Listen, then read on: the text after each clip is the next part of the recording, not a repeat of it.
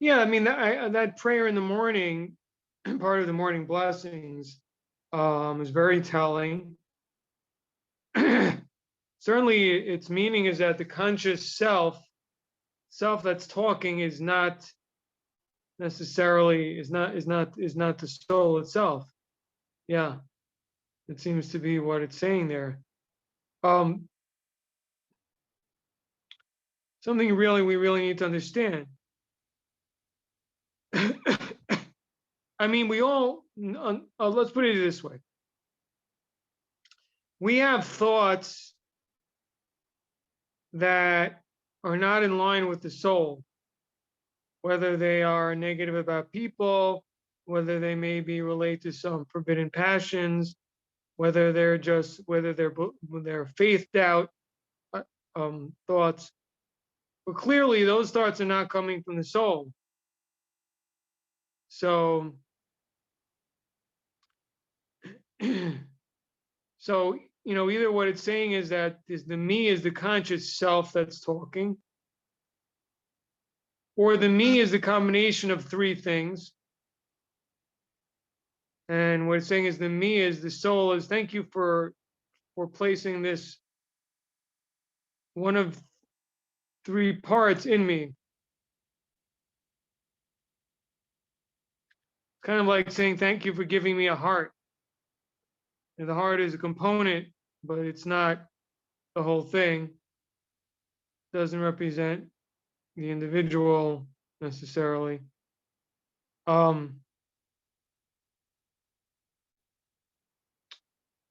So what's interesting is that when a person is in prayer, though, you think that the mind is being dominated by the soul in those moments. At least that's the hope. And yet still the prayer is referring to the soul that you have placed in me.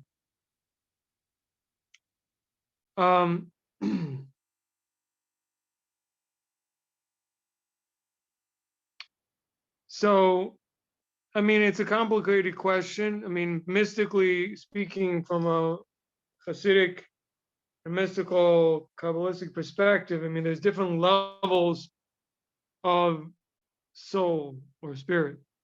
And the word neshama in the Hebrew, which is what he says there, is a high level. It's a more divine level.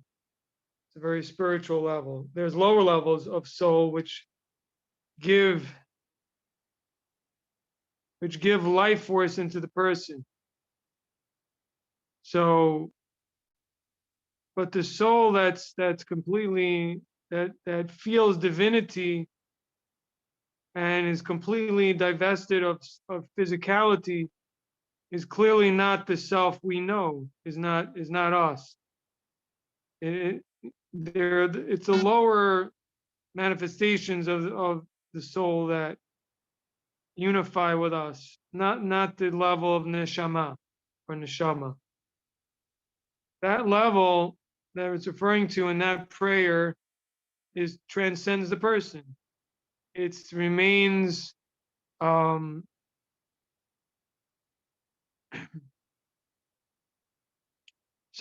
in the Hebrew, I mean, I have to think about it, translate it to English, but there's nefesh, which is the vivifying soul, ruach, which is the more spiritual, reflects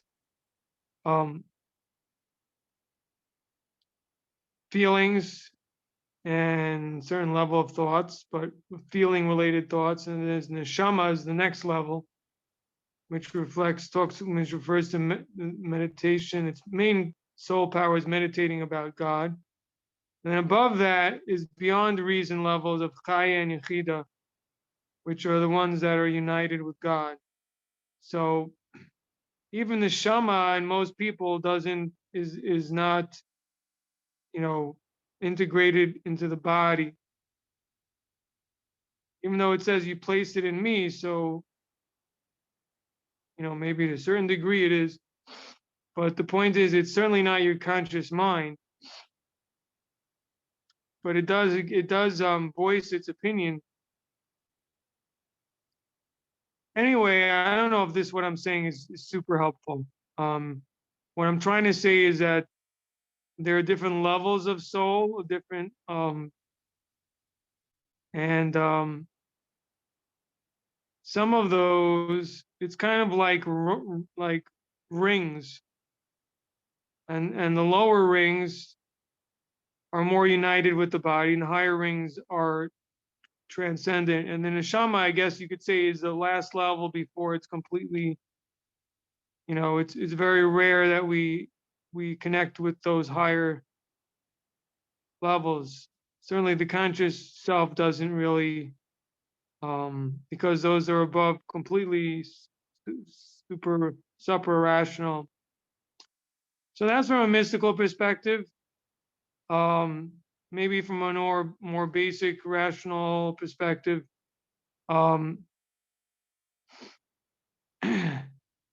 yeah, I guess I think the way to understand it is that the one talking is the mind, and the soul is the life force that's put into the person. It's the way medieval thinkers often thought about it would be that the life in something is godly. Like the fact that we can move, think, well, everything. I mean, every level, even though there's also the existence level, but particularly the moving, the element of the gift of life is is reflected in the soul. In fact, in that way, even animals have a soul. But again, that's referred to often as nefesh, the nefesh level. Here, we say something that does seem to support the idea that when we say soul here, we're not referring to just a spiritual life force. We're referring to something very divine because we say it's pure. So it also appears to me at the end that the soul is taken away at night while we sleep, like the 1/60th, like sleep is 1/60th of death. And because the last line is restores a soul to a lifeless body, and then it brings it, the soul, the pure repurified soul is brought back in the morning when we wake up. Obviously, that the soul is not taken away from the person completely at night, but its connection is loosened up, is cut a bit. It's not bound to the same extent, and because of that, it's similar to death, but the connection isn't completely severed. While when a person dies, the connection is severed completely, and that's why the body, degenerates, deteriorates, etc. And that has to do with what I was saying before about the idea that the life and the soul are one and the same. And once the life is out, it's just a material, piece of flesh there. It's lifeless. So we see both of these concepts here, that we're talking about life-giving soul. We're also talking about something very pure, which refers to something divine. So it's the life-giving soul that's in the image of God, so there's both elements. Now, back to your question. Let me see if I answered it at all. Well, look, what we see here is that the conscious mind, which is the self, because our brain, and the senses together make up who we are, right? I mean, our mind, making use of the senses, is the conscious person. So the soul is, something not, it's hidden within that construct, but it's not, we're not consciously aware of it. And so therefore we don't refer to that as ourselves. Does that make any sense? Yes, thank you. Timothy has his hand up. I'm sorry, Ross. I was just saying Timothy has his hand up next. Okay. Timothy. On that subject, I was reading a book called The 10-Stringed Harp by Rabbi Weissman. And he was talking about when we're in the womb, the soul is not inside the body yet, and it's pure. And then when you're born, when the head starts coming out of the womb, that's when the soul goes into your body, down inside them, and becomes like down where your organs and your stomach and stuff is. And you knew the Torah, you knew all these wonderful things being a spirit, but now when you're born, the Yatz Hara is added to you, and you no longer remember the Torah that you were taught. And that's why we have the mitzvahs to help us protect that soul and keep it pure. But because of the Yatz Hasara, if we sin, then it can get inside of us and it can affect the soul. And that's why when we die, you have to go to purgatory so that it could get purged and cleansed, getting ready to go to Olam Haba. So that's kind of how I put it together. Because the part of you that's thinking and talking is the part of us that can do the mitzvahs and try to protect the soul. But if nobody ever told you that, you don't really know about it. But once you're aware of it, that gives you a pretty good purpose every day when you wake up. But that's kind of how I was able to put it together. I don't know if that's correct. That's just from studying and reading. That's how I've been thinking about it. So that sounds great. There's a couple elements there. First of all, like I said about the onion with the different layers, the outer layers of the soul can become contaminated, or you could say it's not really contamination. It's kind of just like, a body can get filth on it, but underneath it's still intact, right? So similarly, the more deeper levels of soul, they remain pure and unaffected by the person's transgressions, but the outer levels are affected. There's another element, something we spoke about in this book, is that the Hasidic Chabad approach is that the purpose for the soul's descent is for the purpose of elevating the body, not the other way around, primarily. Although, and then it also talks about the fact how the soul is also elevated by its experience and struggles here. But primarily, the mission is actually body related, believe it or not. So that's another point. But no, definitely we have to protect the soul, and that's definitely an important element too. So it's both, and like you said, there is a taintedness that can occur, at least on the outer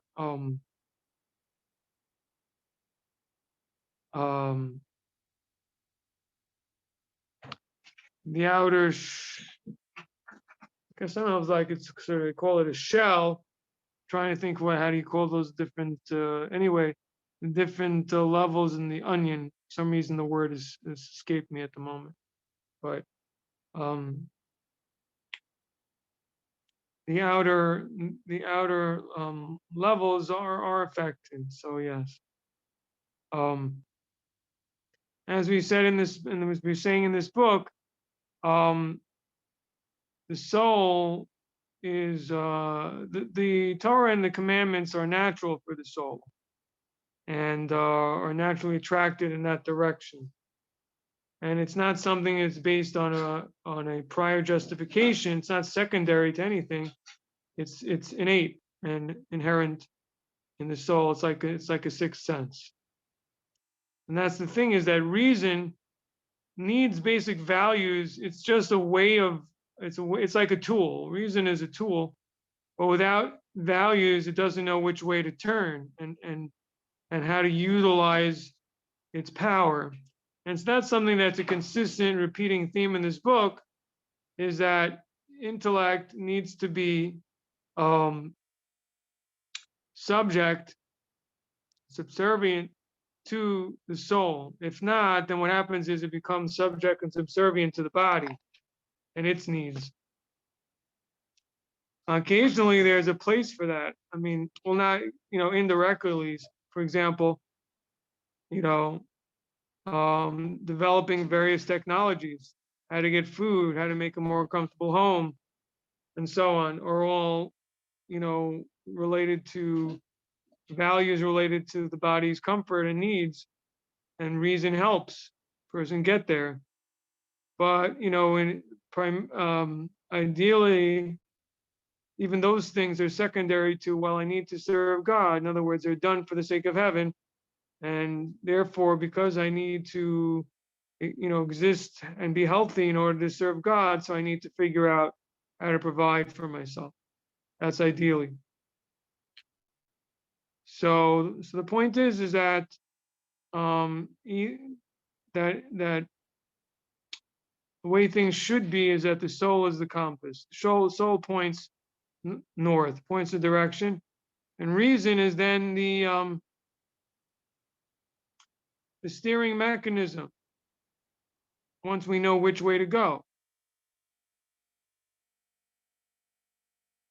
but reason can't tell us which way to go, and that's part of the problem we have today in modern society. Is that what are our values? What are the values? I think there's some confusion, but also it's also every few decades it changes. At least there's swings in various directions. Anyway, let me think if I answered this question.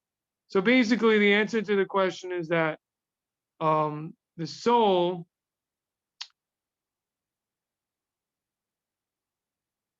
senses spiritual things. Particularly, it has a sense of God. It knows God's out there. It actually experiences God, and that's something a person doesn't consciously do. We subconsciously do that, meaning to say there's a sense in us that may often tell us that such and such conduct is inherently good or inherently not good, and that's something that's coming from the soul, even though we don't exactly know where it's coming from.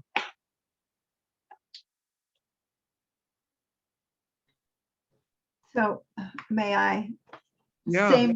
Same paragraph. You can tell that I struggle with this one paragraph.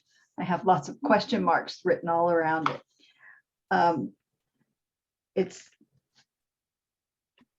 So it says, according to Viktor Frankl, and I don't know how authoritative you want to take Viktor Frankl, but his opinion, the soul has intellect and body at its disposal for the tasks and challenges which the person faces in life.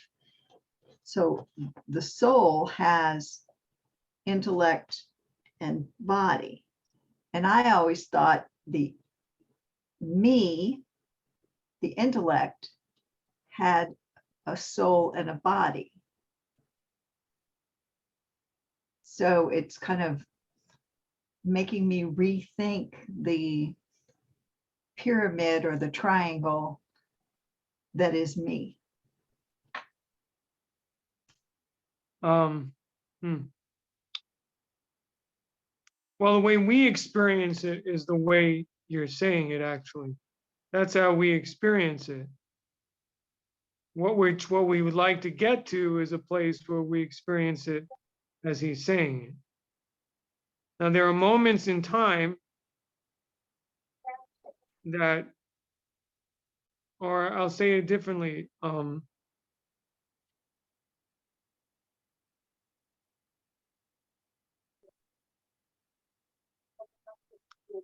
when we make choices that heading towards keeping the 7 laws and Torah of faith, and you're making, and ethical choices. So that's the soul speaking up, basically, and leading us in that direction.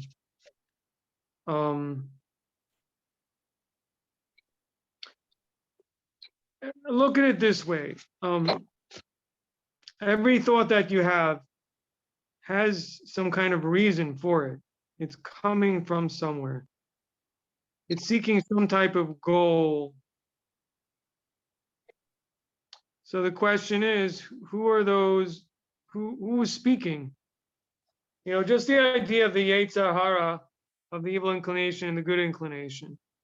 When we have a thought, it's generally one or the other.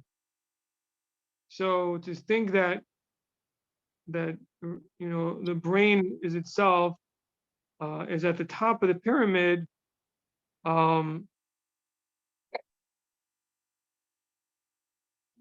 would leave us it doesn't seem to fit with the reality of that the brain is being spoken to from inside, so to speak, and different ideas are coming up to the brain. Some of them are good, some of them aren't. And yet at the same time, I agree with you that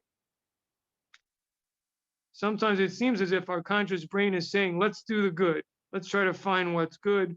Let's try to find what God wants, which seems to imply the brain is heading towards the soul. But in the end of the day, the very basis for us to have such thoughts is coming from the soul. Otherwise, we wouldn't have them. In other words, this is very psychological, but it's kind of counter Freudian, or in other words, the idea that our thinking comes from a selfish place, and comes from basically from our desires or instincts, which some scientists like to say. And we're saying that that's 50% false. That 50% of our person's thoughts, or maybe more, but the point is that 50% of a person's strength, person's made up of the evil inclination and good inclination, or the soul and the divine soul, and the materialistic beastly soul or life force.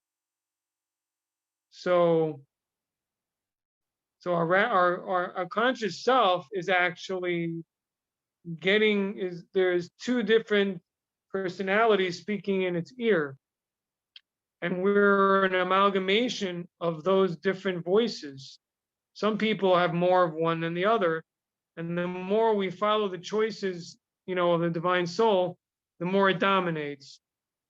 So the more good we do, the more that soul dominates, and the more that the animal soul or evil inclination is silenced and gets weakened within us. But it's still there, generally speaking.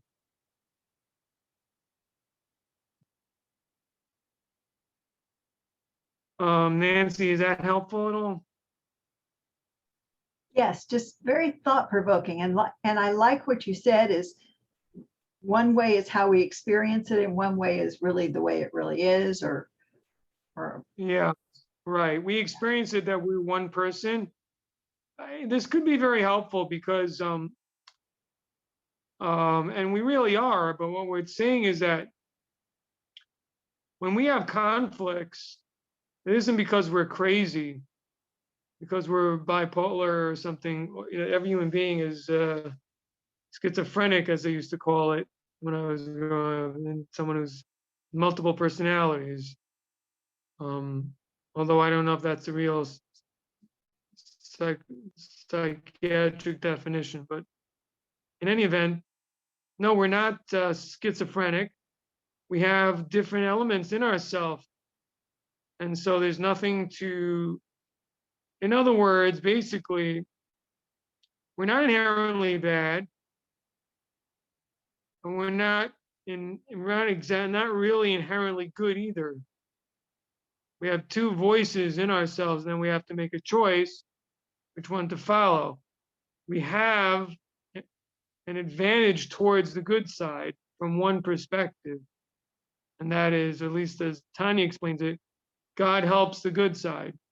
So if you have two powers wrestling, but there's someone helping to tip the scale, God helps the divine soul a little bit when we're struggling to make the right choice, hopefully.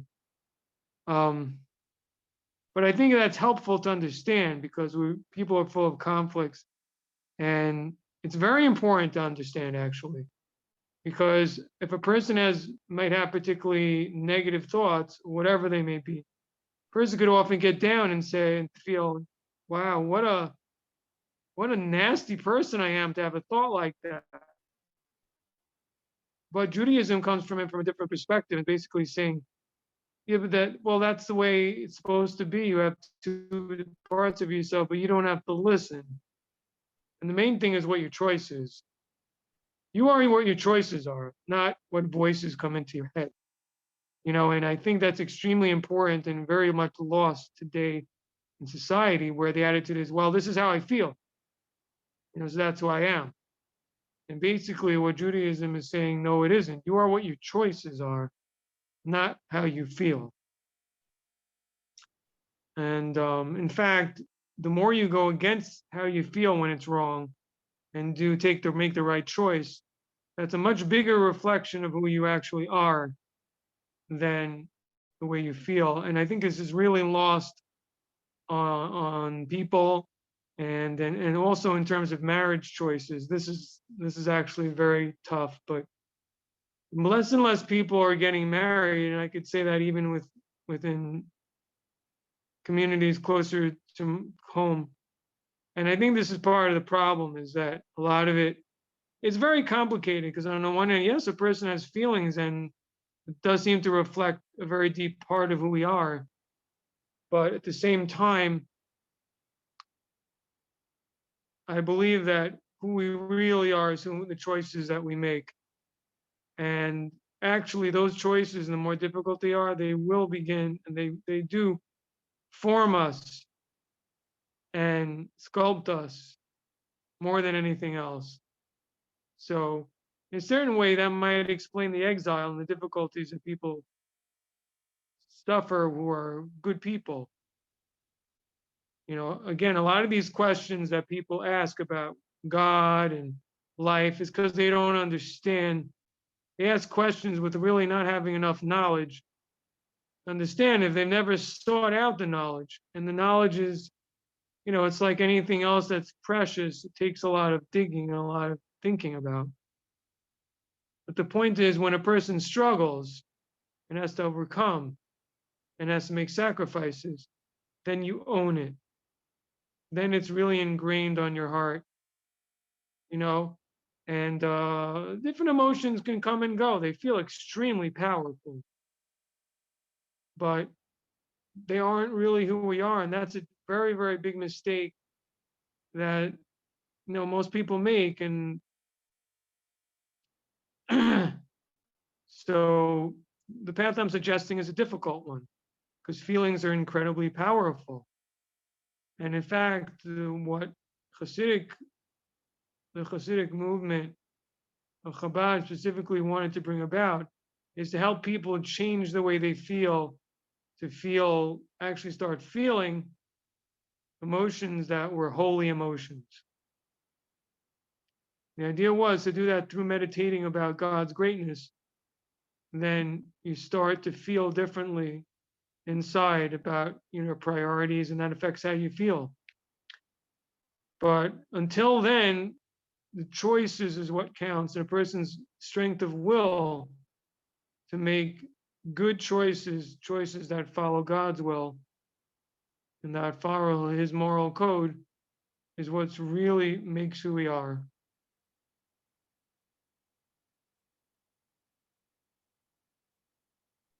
So Thank you. Nancy, I hope I answered your question. If not, I'm kind of worn out. I think that's the best I can do right now.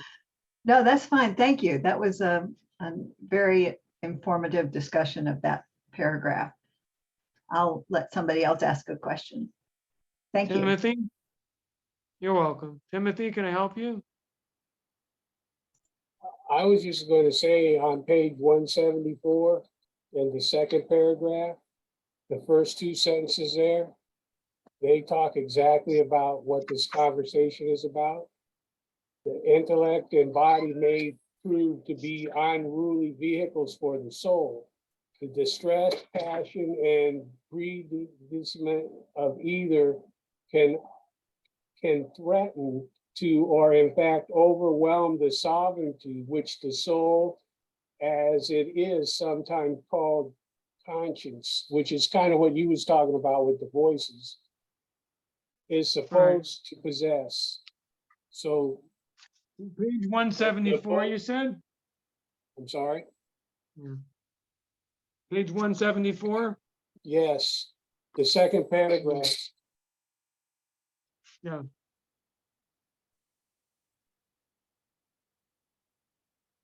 It pretty much lines up with everything you were saying, but what I was pointing out was they used the word conscience instead of voices.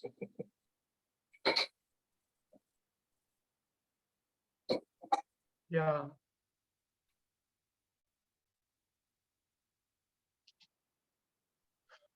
Thank you, Timothy. I hadn't read that far.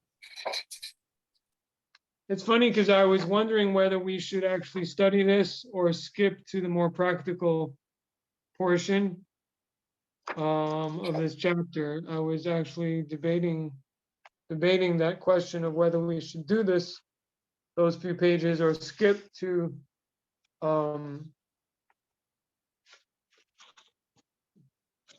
part 3, I guess. Well, it's B, knowledge of God, get right to that, but maybe evidently there's an interest. So again, again, to Nancy and everyone, the idea of reason needing a compass and values is page 171, as he talks about pure reason. That it has to acknowledge that its first principles origin outside itself. Yes.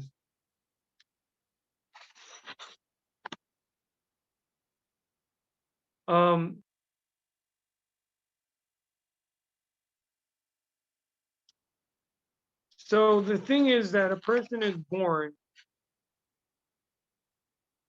when a person develops as a child, the most powerful part of themselves is their feelings and instincts, and their mind is just developing, and their soul really is, they're not really aware consciously of it, which is the idea that it says in our sages that, you know, the good inclination doesn't enter the person's body until maturity. So that means that it's hovering above, so to speak. They're not identifiable in the person very much. I mean, the way we see this is children have very poor self-control and need to be habituated to have self-control. They don't naturally have it. They will lash out if someone does something to them that, you know, angers them. They will just lash out. They will take what they want from other children, etc. So there's an element of what appears to be an evil inclination, which means a self-centeredness and a centeredness that reason should assist their, you know, getting what their desires are. Now, this is important because a person has to learn how to sustain their body. And the way you do that is these desires are the body's way of, you know, messaging us until in terms of what it needs. So that's part of the beginning, is because the beginning of a person is developing the physical first and then the spiritual. First, you have to develop the ship before you put a captain on it. And so that's kind of the reason. And I could even, I personally believe that similarly is what's going on in the macro picture of the world, is that humankind is rapidly advancing in technology, which is basically the body of society. how to take care of itself physically, and the soul has to be injected when the body reaches maturity. Of course, it's supposed to be going through an educational process right now, all of society, that's definitely the case, even though we may not be aware of it. So, and obviously the primary teachers supposed to be the Jewish people.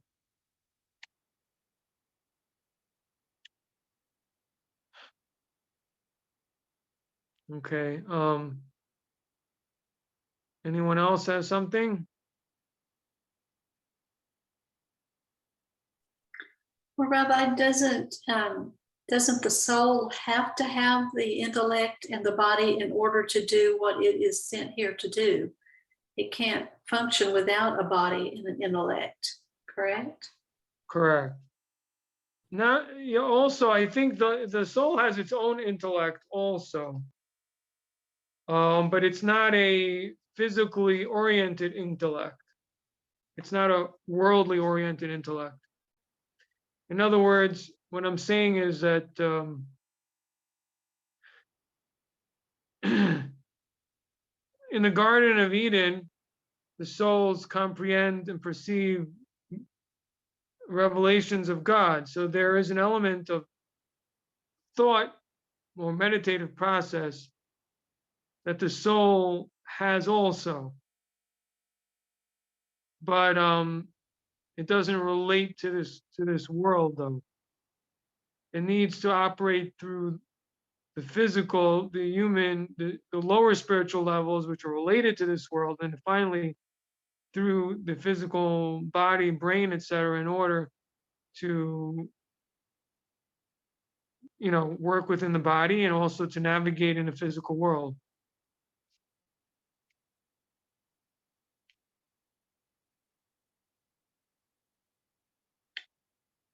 So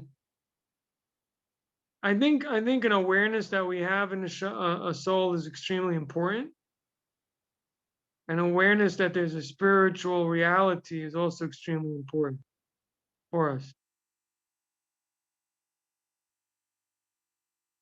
And again, it's very opposite of the way the world has been moving over the generations towards a rejection of anything that we can't see.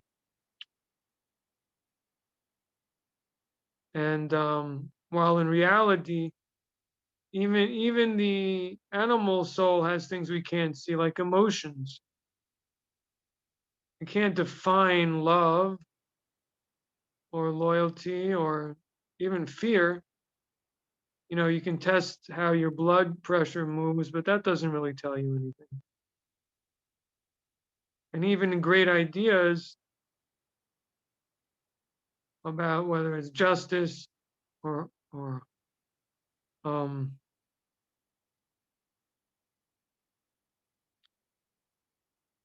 maybe altruism, but also not things that are physical.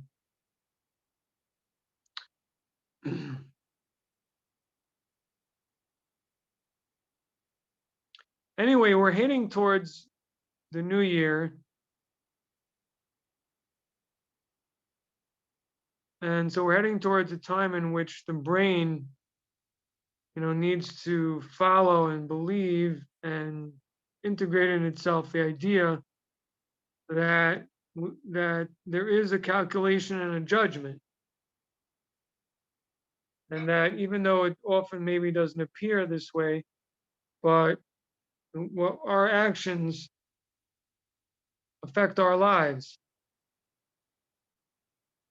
And that, our merits will affect an outcome of a judgment about the future of and direction of our lives. Our sages say that on the new year, the wicked are immediately judged for death, and the righteous are immediately judged for life. The adjudication is right away at night. So the question is, there are many wicked people that they don't die, they live out the year. In fact, they may flourish. at least physically. So what does it mean that there is a judgment of death? And there are righteous people that suffer, some of them die. So what's the meaning of this statement? I believe that the deeper meaning is that the wicked are immediately judged, that they will continue along their path. They'll immediately be led upon the path they're on, away from God and towards ultimate death, which is complete disconnection from God and eventual annihilation. While the righteous person, even though in this world there may be suffering or death here, but is heading towards the direction of life, which means to cleave to God and to cleave to the source of life and be given eternal life, even in the body, eventually. So I think that's a deeper meaning there. Obviously, I don't even know if there can really be another meaning, because we all see that the simple meaning is not true. We all know it. And it couldn't be true, because if it was true, there wouldn't be any free choice.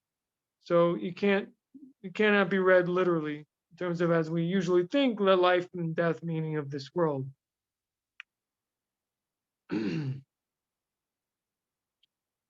But nevertheless, despite that it seems unclear very often, we have to believe that our actions, will have an effect. And we have to really live with it also. If we believe that, for example, giving charity gives us life and will bless us, then we will be blessed. If we're cynical about it and we don't believe, then we're not creating the right vessel to receive the blessing. Because in the end of the day, we're in charge of the ship. God gave it to us. In other words, our actions really direct things in an incredible way. And we make ourselves the receptors or not. So the point is we have to make the conscious choice, which is done through the mind. Mind is independent of the body, is able to make choices, although not always fully independent, depending on a person's, how material and hedonistic they are. It may be extremely hard for the mind to make a choice and go against the body after many, many years of indulgence in different things, particularly in transgressions. But in any event, even then it's still possible, but very difficult. So the point is this week's parsha.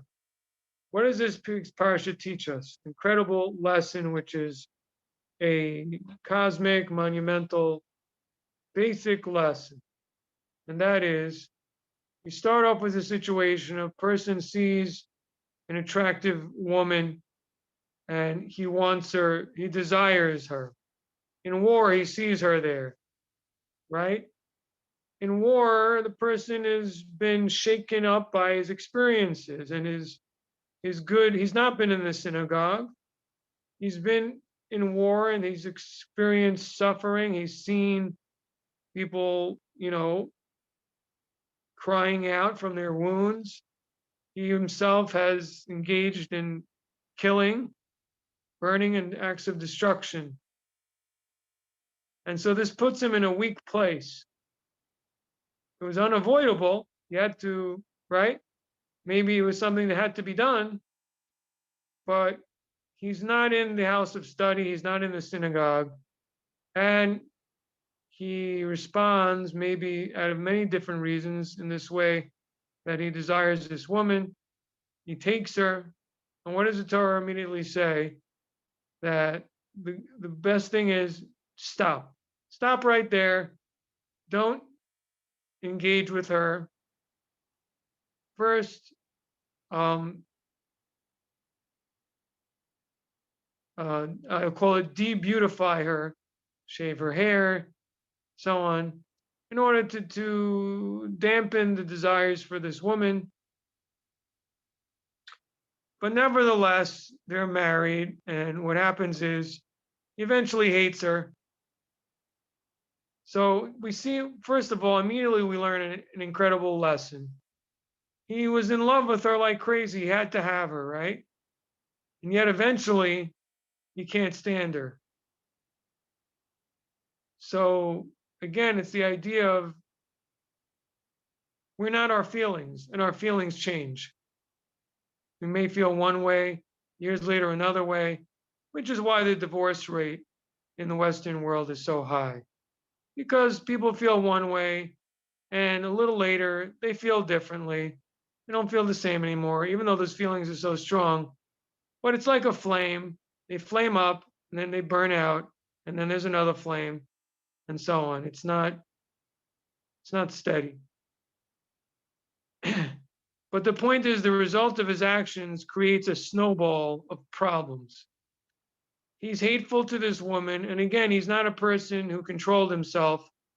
And in fact, his relationship with this woman, who basically dressed as a harlot, and so herself had her own self-interest involved during wartime, she was seeking to connect with one of the conquerors, to seduce a conqueror. She herself is obviously a very self-centered person. So this relationship has further tainted him, and because of that, you'd think that they should be together, but no, because self-centeredness in the end creates a wedge between people, and he eventually hates her guts. This creates a bad situation between he and his children with this woman, and he wants to give his inheritance to a different wife, but the Torah does not allow this, and says that she's the first wife, and her son, if she has the oldest son, has to get the birthright, whether you like it or not. Whether you like her better or you don't like her better, doesn't matter. The law is blind. And he is your first of your strength. He was the first child, male child, I guess. And he has to get the inheritance, even if you don't like him. Even if he isn't nice, doesn't matter. So again, the idea of choice over feelings. And even here, in this case, it could be even legitimate, maybe even justified. Maybe he's a nasty firstborn, doesn't matter. He's probably quite rebellious because his father showed disdain for his mother. So you can imagine they're not in a very good relationship. So because of this, what happens to the son? The son is born out of a situation of desire between his father and his mother, and then discord and dislike. And what happens to him? He becomes a wayward son, so to speak. The ben sorer umareh. He becomes the rebellious son who does what? Who is full? He can't control his desires, and he becomes a hedonist. He drinks and and fills himself up on meat and whatever. Steals his parents' property. So the point is, there's a snowball effect, and that a person's choices have long-term consequences. The choices that this person made during the wartime had a long-term effect going over tens and tens of years later, eventually, or at least 20 years or whatever it is. Well, something to that effect. But this boy is maybe just 13. He's not even 13 years old. He's just developing into puberty. So that means that the years have passed since he married this woman, right? So the point is that this is part of the judgment that we speak of. A mitzvah brings another mitzvah, and a transgression brings another transgression, as Rashi brings there in the Chumash. If we do, and this is something that has to do with Rosh Hashanah, has to do with the judgment of Rosh Hashanah, but it's also a judgment that we have every single day. And where we stand, every moment, you could say we stand in trepidation. What are we going to do? I don't want to put anybody on meds or anything like that here. But the point is just to be serious about life, and that our choices could have a huge impact on future generations. Obviously, as a Jewish person, I've seen this in my own families, in my own nation, and I can't judge anyone, but I can say that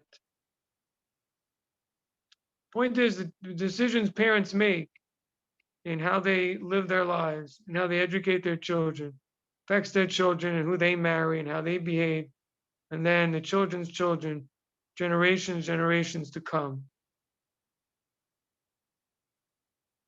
And that is a pretty heavy judgment. Okay. Oh, we have some more people have been listening.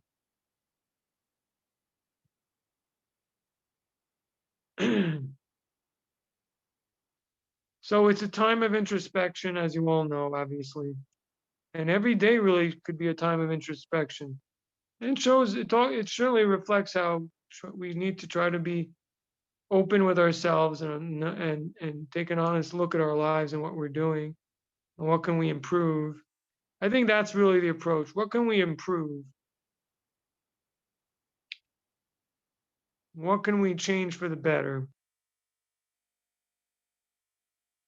How can we be less self-centered and yet happy?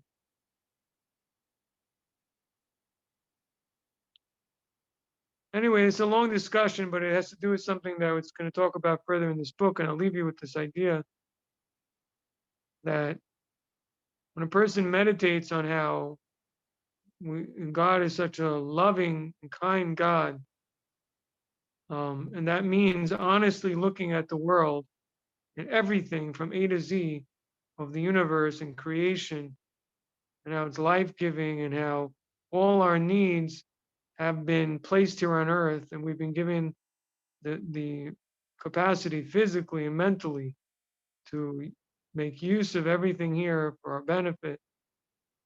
And while to such a great extent, people don't even recognize and say thank you to God for all of that, and yet He keeps giving.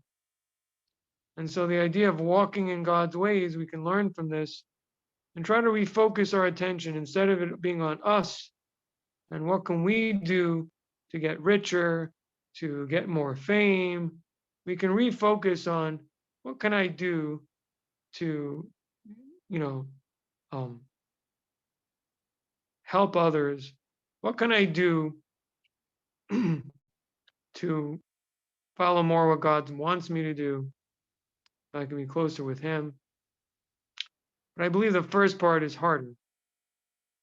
Thinking about others is even harder than thinking about yourself. But the point is, this puts it together, because when a person knows that through helping others, they become closer to God, it becomes part and parcel of the same thing. And it's a lesson and insurance that the person should know you're not going to lose anything, because through thinking of others, person becomes more full of God, and that way more whole.